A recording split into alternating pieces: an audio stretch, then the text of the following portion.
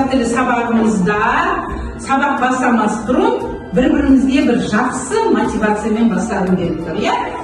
Ал енді балалар, бүгінгі сабақта сендерге сәттілік тілеймін. Не көріп тұрмыз мына суретте? Отбасы туралы, иә? Бұл отбасында қандай жағдай болып жатыр? Айбек не айтқысы келіп тұр? Ғаламторға қаралды. Жақсы. Қазір сендерге мен тыңдалым мәтінін қосамын. Мәтінді тыңдап, ары қарай келесі тапсырмаларды орындай бастаймын.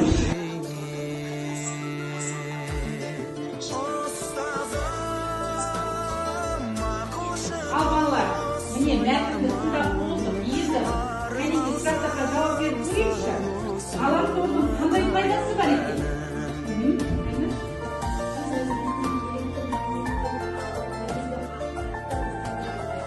Жақсы. Алыс жердегі адамдармен сөйлесе аламыз. Жақсы, жарайсың. Алыс жерлерден жылдам хабар алынған деген сөзін қалай түсінесің? Жылдам жіберуге болады. Яғни жауапты тез ала аламыз. Мына жерде сендерге топтық тапсырма беріледі. Яғни біз осы мәтіннің ішінен факт мен көзқарасты ажырата білуіміз керек. Яғни топтық тапсырма.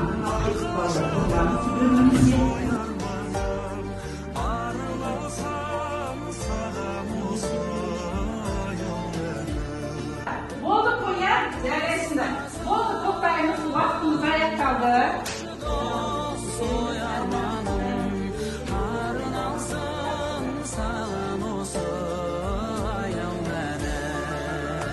Екінші тапсырма сендерде мәтіндегі ақпараттар бойынша өз пікірлеріңді дәлелдейсіңдер.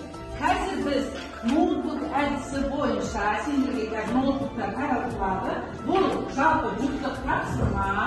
Осыған 4 сөйлем әдісі, мәтін бойынша 4 сөйлем әдісі. Яғни менің ойымша, себебі мен осылай түсінем деген мысалдармен келтіріп жазамыз.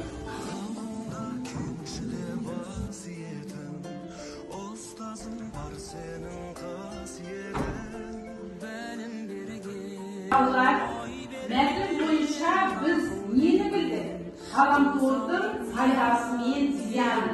Қазір екі қатарға мен сендерге осындай парақтар таратып беремін, яғни параққа ғаламтордың пайдасы мен зияны анықтайсың.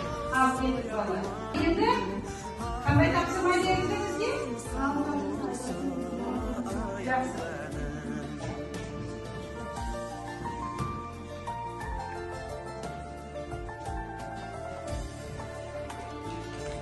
Сабақта біз ғаламтордың пайдасы мен зиянын білдік деп ойлаймын. Жалпы тыңдалған, оқыған мәтіндердің мазмұнын түсіне алды және мәтін бойынша факт мен көзқарастарды ажырата білді және есімше мен көсемшені жасалу жолдарын анықтай отырып тапсырмаларды орындады. Енді маған қазір